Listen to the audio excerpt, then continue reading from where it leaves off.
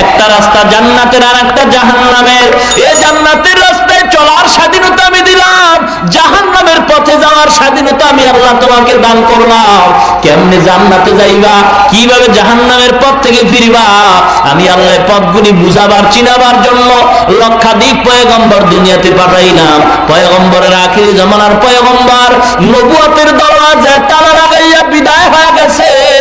আল্লাহর নবী বলেন এই নবুয়তের দায়িত্ব পালন করবে উলামায়ে কেরাম।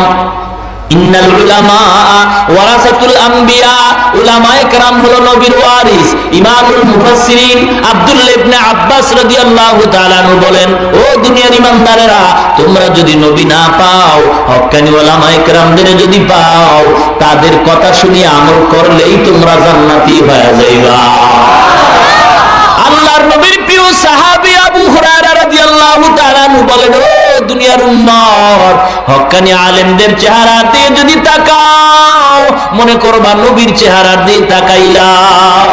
যদি আলেমদের হাতের সাথে হাত